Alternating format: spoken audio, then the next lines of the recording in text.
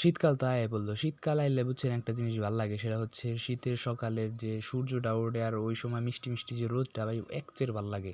তো আমি জানি আমার কথার সাথে আপনাদের অনেকের কথার মিলে যাবে, মানে বেশিরভাগ মানুষেরই কথা মিলে যাবে। তো এই সূর্য দেখতে, দেখতে আর এই রোদের মানে যে তাপটা শরীরে পড়লে মানে ভাল লাগে, এইরকম অবস্থায় যাইতেছে হচ্ছে আমাদের বাজারে। তো ভাবলাম যে একটা ভিডিও করি। অনেক দিন যাবৎ কোনো ভিডিও-টিডিও আপলোড দেই না আমার ফেসবুকের মধ্যে। আর এখন ভাবতাছি যে টুকটাক ভিডিও-টিডিও আপলোড দিমু। আর মূলত কথা হইতেছে যে আমরা সূর্য দেখতে, দেখতে যাইতেছি। মানে সূর্য যেরকম ভাল লাগতেছে আর ওইরকম তার পাশাপাশি হচ্ছে যে দেখা যাইতেছে কস্তুরী ফুল। তো কস্তুরী ফুলও কিন্তু সেই এক্সের মানে ভাল দেখা যাইতেছে। তো ভাবলাম যে একটু নিয়ে নেই ক্যামেরার মধ্যে। তো এখন আপনাদের মানে বাজারের কাছাকাছি চলে আসছি আমাদের। তো এখন এই যে বাজারের মধ্যে চলে আসি, আপনাদের একটা জিনিস দেখাই। আপনারা যারা এই যে শহরে থাকেন, ঠিক আছে? যারা ওই যে সুপার মার্কেটগুলার থেকে মানে যে আপনারা দুধ কিনেন, আপনারা তো প্যাকেটের দুধ কিনেন। তো আপনারা মানে গাভীর যে অরিজিনাল দুধ ওইগুলো তো আর আপনারা পান না। ওইগুলো আসলে গ্রামের দিক দিয়ে বিক্রি হয় কীভাবে জানেন? আপনাদের সেটা একটু দেখাই, ঠিক আছে?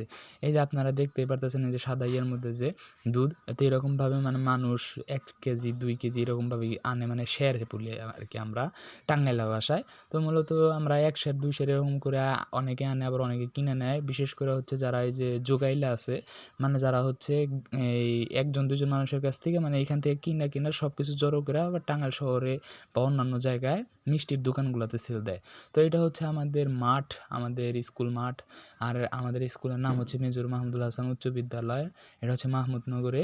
আর ২ টা স্কুল কিন্তু একসাথে, ঠিক আছে? একটা হচ্ছে হাই স্কুল আর একটা হচ্ছে প্রাইমারি। তো এই যে এই সাইডের যে বিল্ডিংটা ওটা হচ্ছে প্রাইমারি, এটার নাম হচ্ছে বহলিমা আগরকল সরকারি প্রাথমিক বিদ্যালয়। তো এই বিদ্যালয়ে কিন্তু আমি একদম ক্লাস 1 থেকে একদম 5 পর্যন্ত পড়ছি। তারপরে এখন বর্তমানে স্কুলে আছি। তো আজকের ভিডিওটা ছিল এই পর্যন্তই। সবাই ভালো থাকেন, সুস্থ থাকেন। নতুন আরেকটা ভিডিওতে দেখা হবে। আর যারা এখনো ফলো দেন না অবশ্যই একটা ফলো দিয়ে রাখেন। ধন্যবাদ।